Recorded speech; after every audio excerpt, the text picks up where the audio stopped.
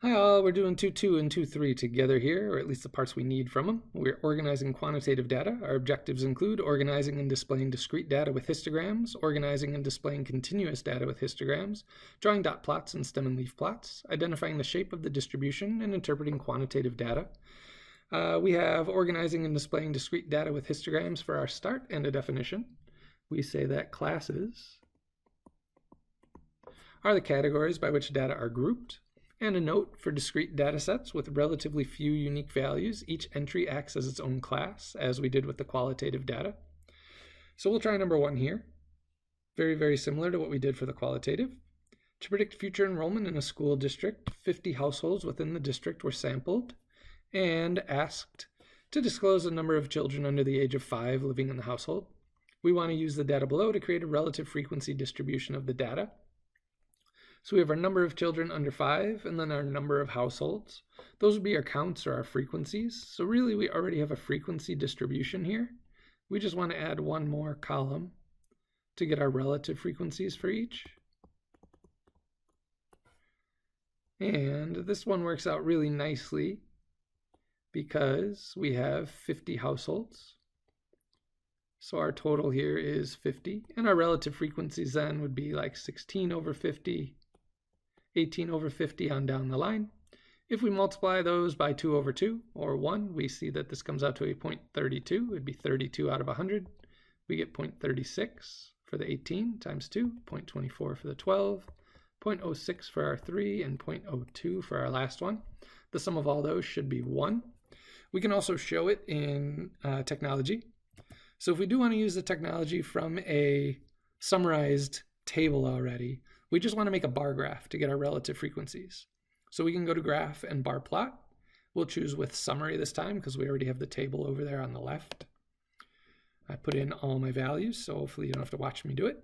So our number of kids less than 5 are our categories. We could have 0, 1, 2, 3, or 4 children under 5 in these households. And then the number of households that equate to those number of children makes our counts here. We want to change our type to relative frequency and put that value above bar so that we can see it right on the graph. And you can see the same 0.32, 0.36, 0.24, 0.06, and 0.02 that we got doing the calculation by hand there. But if you have some weirder numbers, or especially a weirder total, this can save you some time. Now that we've organized, we move on to another definition to make the graph. This one is called a histogram. It's constructed by drawing rectangles for each class of data. The height of each rectangle is a frequency or relative frequency of the class, just depending on if we're making a frequency histogram or relative frequency histogram. The width of each rectangle is the same, and the rectangles touch each other. So those are important. We want the same width. To note that no class is wider than any other, right? They all represent the same amount. And the rectangles touch is what differentiates us from a bar graph. So note the histogram differs from a bar graph and that the rectangles touch. So very, very important. We're trying to show that there's no missing values between the classes. It'll make a little more sense when we do the continuous data sets, but the rectangles will touch. That's important here. And we're going to construct a frequency histogram for the school district's data. The only bad thing, maybe not only bad thing, but one thing I don't like with StatCrunch, we can't make a nice histogram from summarized data. It's generally used more for the continuous data sets where we've got tons and tons of values listed there. We'll do a couple later in the section here. But we can look at a bar graph and then just draw it with the bars touching. So I'll draw one by hand after we edit here and change this to a frequency histogram or frequency bar graph in this case. And we can see that 16, 18, 12, 3, and 1. So we're going to have 5 bars. Our frequency is going to have to go up to 18. And we can draw one together here pretty quickly, I think. I need a y-axis and an x-axis. My y-axis, if I'm doing a frequency histogram, is going to contain frequency counts. My x-axis, those classes, are the number of children under 5. And for that, we can go from 0 up to 4. For the discrete data sets, that value is just going to go in the middle of each bar to show us what each class represents. And then we can go maybe by twos. I got to get up to 18, so 6, 8, 10, 12, 14, 16, 18.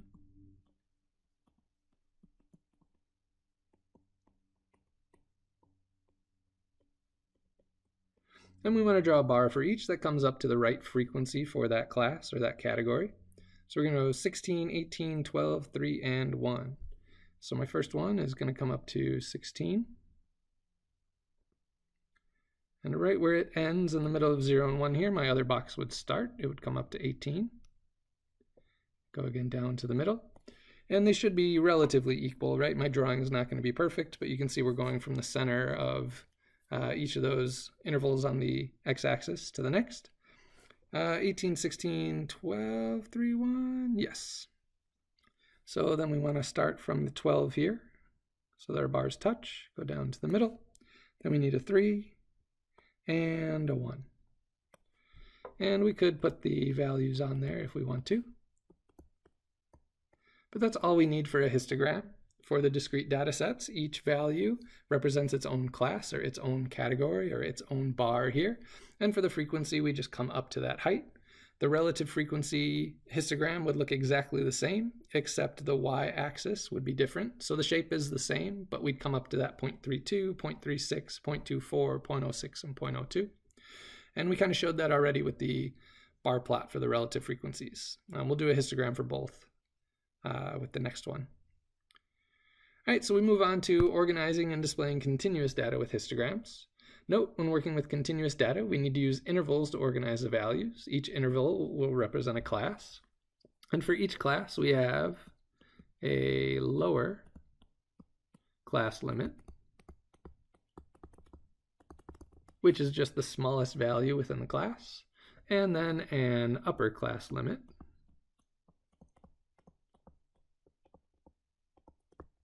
which is the largest value within the class. And then from those, we have another definition. The class width is the difference between lower class limits. So note here, a table is open-ended if the first class has no lower limit or the last class has no upper limit. This happens a lot with ages. Let's say everyone under 18 or everyone over 60, something like that. But for the most part, we'll have the same length for our intervals all the way through. For number 2, we want to look at travel times for students to get to LA Mission College collected from another class. And we are going to make a frequency distribution with a class width of 15 minutes that starts at 0 minutes, and then a frequency histogram with a class width of 15 minutes that starts at 0 minutes. So those travel times are already in StatCrunch for me. You can pause and put them in, or hopefully copy them over from the PDF.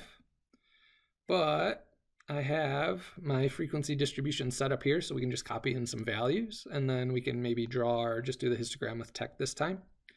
But I am in StatCrunch. I have my travel times in a column here by minute, and I'm going to go first to stat and tables and frequency if I want to actually make that frequency distribution.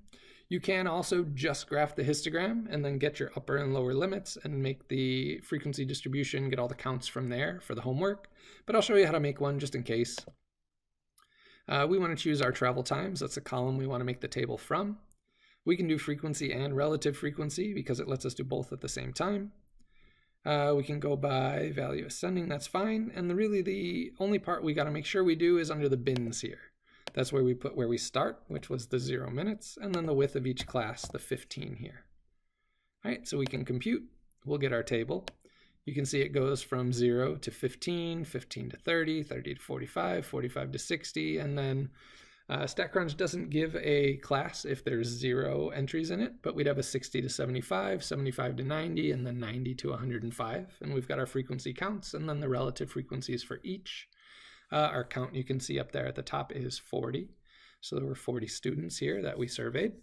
And the difference, you may remember from algebra with that bracket versus the parenthesis, is that we can include the bracket. So our first class starts at 0. Our next one goes up to, but does not hit 15. So you might see or have seen on my table, my lower class limit for the first class is 0. My upper class limit is 14. Since I went just by whole minutes here, that's the highest value I can get in my first class, because once I do touch 15 or hit 15, I'm into that second class. So we can add our frequency counts here. We've got 11, 17, 9, and 2. And then we'd have 2 zeros before we have 1 in that last class there. And so you could do, if I asked you to do a relative frequency distribution, we would just put one more column there for the relative frequencies. But let's go ahead and make the histogram. We can do this one with technology.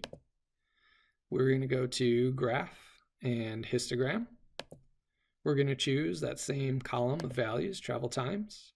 We can do that frequency histogram first. If you had to make a relative frequency, you can always change the type later. And then again, the bins is the important part. We want to start at 0 and use a class width of 15. I always like clicking that value above bar so we can see the counts if we do have to fill out a frequency distribution table, say in the homework. And you can see the same counts here with the 0 to 15, right? It shows you the class for that first one. We have 11, our 17, our 9, our 2. You can see the importance of putting those 2 groups or classes with 0 there, and then our 1 out at the end for our 90-minute person. But we've got our nice histogram there. You can copy it over if you're doing it in the homework, or just put in your values for the tech homework. All right, we are going to move on to drawing dot plots and stem and leaf plots. Our first definition is for a dot plot. A dot plot is drawn by placing each observation horizontally in increasing order and placing a dot above the observation each time it's observed. Note here, dot plots are useful for discrete data sets with a small number of unique values. With every value displayed, we can always recover the original data. So we're going to create a dot plot using the ages of students in last year's statistics class. We've got some ages here ranging from 18 up to maybe 30. But again, I've got those in StatCrunch, so you don't have to watch me draw 40 dots. We can choose under graph a dot plot this time.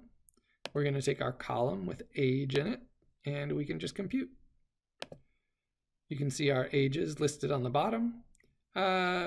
Not a whole lot drawn on that scale there, but if we think we've got a 19, 18, 17 is a gap, and 16, we can also hover over the value and it'll tell us what that age is. And then we can see how many 18s, 19s, 20s, 21s we had. It's not super exciting because we don't usually have a scale on the y-axis. So if you have too many data values, it can be hard to read or count up how many there are in each category. And also if we have too many unique values, we don't want just 40 dots listed, 1 or 2 in each spot, ranging from like 0 to 40 or something. So it's useful for smaller data sets. It's nice that we can see each individual value. We can see where the clusters are, where most of our students here were 18, or in that 18 to 21 range you'd expect for a college class. But there are some outliers on the other end, which we'll talk about a little more later. So we can get that dot plot. You can copy it into the notes if you want. The next one we're going to look at is a stem and leaf plot. So a stem and leaf plot is drawn by placing the digits left of the rightmost digit on a stem and the rightmost digit on the leaf. For example here, 147 would have 14 on the stem, so all the digits to the right of the rightmost, and then that 7 on the leaf. And the reason it has to be done that way is that each digit on a leaf is going to represent a unique value, or another value in the data set. So yeah, then that's the note. Each digit on the leaf represents a unique value from the data set. Again, stem and leaf plots can be useful for smaller discrete data sets to show us the shape while still allowing us to recover individual values. So we'll do a stem and leaf plot. Again, using those ages from above. There's some space there if you want to copy it over, but we'll show you how to do it quickly with StatCrunch. So we're going to go to graph, and this time we're going to choose a stem and leaf plot. We are going to choose those ages again and just compute. You can see we have our 16s, 18s, and 19s on that 1. So each digit again on that leaf, right, our leaf unit's a 1, represents an age, 16, 18, 19, all the way up. We can see all those 18s in there.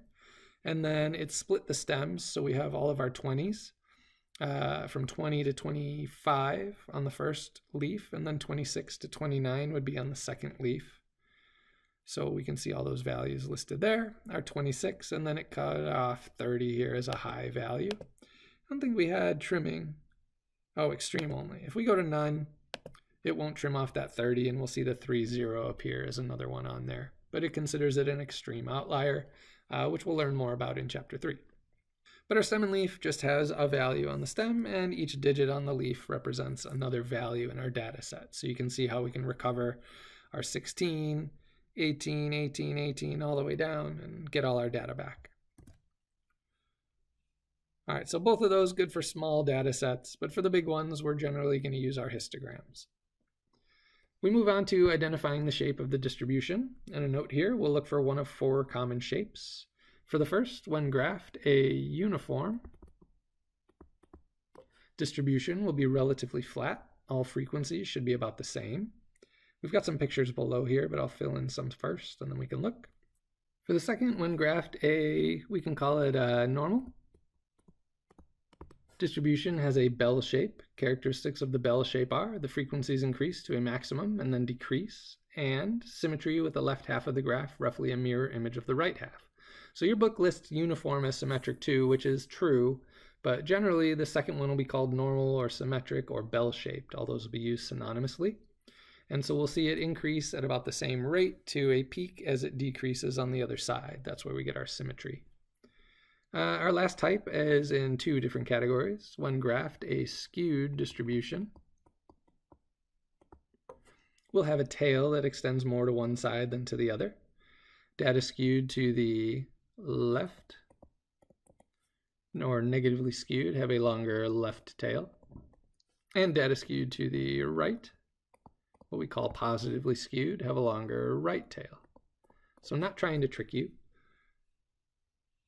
We can see, hopefully the pictures here make sense with what we just wrote. Our uniform distribution has almost equal frequencies all the way across. They won't be exactly the same when we do or take a sample, but they should be pretty close. Our bell-shaped, symmetric, normal distribution will start low, reach a peak, and then come back down about the same rate. And those are the normal curves or bell-shaped curves you'll see for like all the standardized tests. And then we have skewed left and skewed right. I didn't put the note here that I usually do, at least in writing.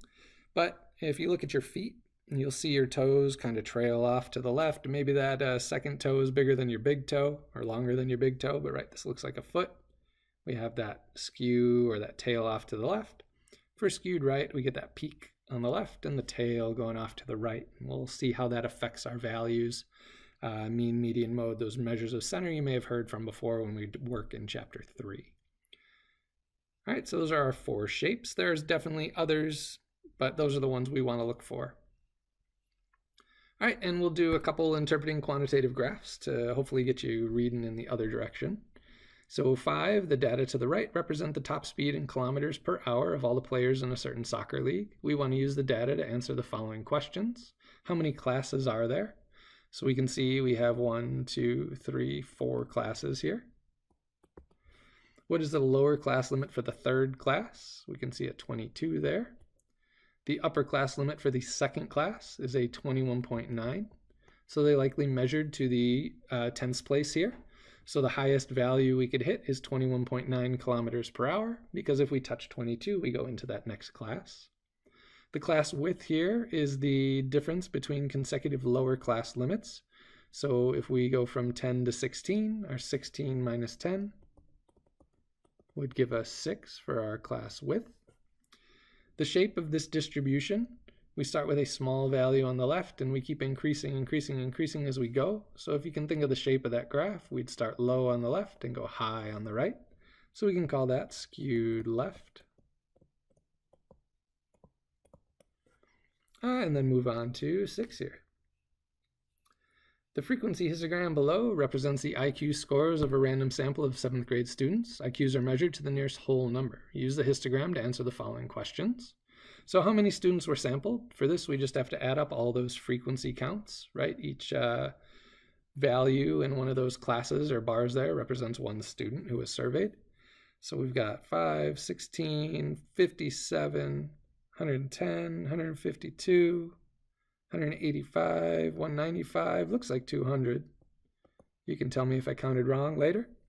What is the first lower class limit? We've got a 60 there. And that's our first lower class limit. It marks the start of that first bar. And you can see for the continuous data sets, I didn't mention it earlier, I should have, but Those lower class limits mark the beginning of each class, and so the beginning of each bar. And so this one would go from 60 to 69, right? As 70 would be the start of our second class. Probably coming up in the answers here, or questions here. What is the first upper class limit? So we'd have 69 there. That would be the highest value we could have in that first class, because we can see from the lower class limits listed on the x-axis, the second class would start at 70. And since we're working with all whole numbers, 69 would be the highest we can hit before we move into the second class. What is the last upper class limit? We can say the last class here ends at 160, or really 160 would start what would be that next class. So our last upper class limit would be 159. Our class width, we can see our lower class limits listed there from 60 to 70. Our difference is 10. So our class width is 10. And what percent of students had an IQ of at least 120?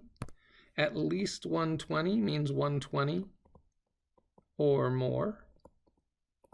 So we're going to add up all the people who are in these last 1, 2, 3, 4 classes. We've got 33, 43, 47, 48. So for our percent, we'd have 48 out of 200, but then we'd have to multiply by 100. So this looks like it comes out to 24%. Right, that 48 over 200 would be the same as 24 over 100. And if we multiply by 100, we just get that 24. And then we want the shape of this distribution. So we can see our shape here. We are starting low, increasing to a max, and then coming back down at about the same rate. So hopefully you can see that bell shape or normal curve I drew. We can put bell shaped here. Or write them all just to drive the point home. So bell shaped. You might see normal or symmetric if you look up other things. This curve goes by all 3 names. If we do go back up for a sec, just for funsies, to our, well, it wouldn't be on here. I guess I made one on here. Let's see our histogram. So this one that we made would be right skewed. And you can see that big peak on the left and the tail out to the right. So we can come back and call this one right skewed. And I think we had the same thing for our travel times. Any graph you make that you close out is here under results. We can bring up our histogram for travel times, and we can see that right skewed curve on there as well, right? We start with that big peak on the left, and we have that outlier value draw us or pull us out to the right for that tail. But that's it for our quantitative data sets. So try some homework, try some stuff, look up some things, reach out if you got questions.